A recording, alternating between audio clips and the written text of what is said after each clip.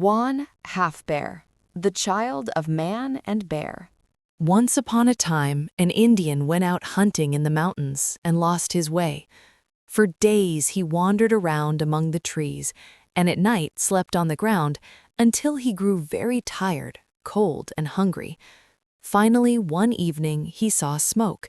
He ran swiftly over to the place whence the smoke came, and there he found two bears cooking their evening meal. "I am lost, Mr. Bear," said the man, "and I am starving to death. Please give me food and shelter for the night."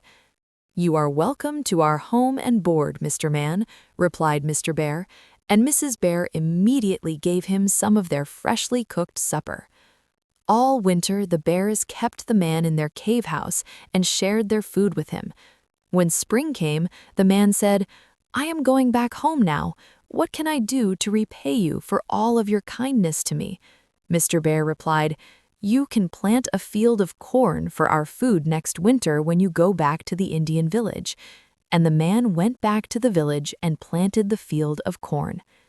In the fall, when the corn was ripe for gathering, the man said to the Indians in the village, "I am going up into the mountains to hunt today.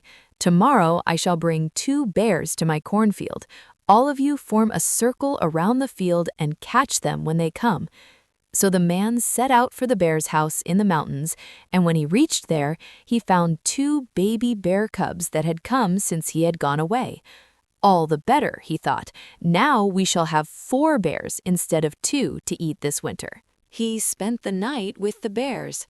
Early the next morning he said to them, "Let us go down to the cornfield today, for it is ready to be gathered." The bears were greatly pleased, so Father Bear, Mother Bear, and the 2 cub bears walked along happily behind the man.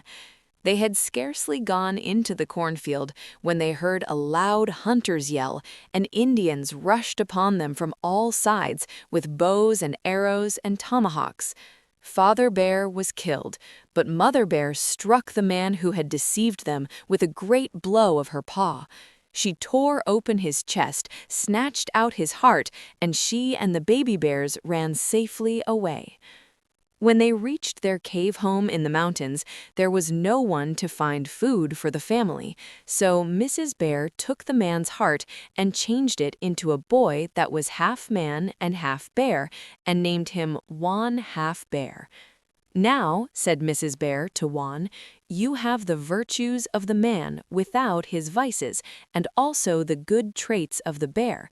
I will teach you to hunt, and after you have provided us with food enough to atone for the trouble your wicked heart caused us, you shall be free to go wherever you please."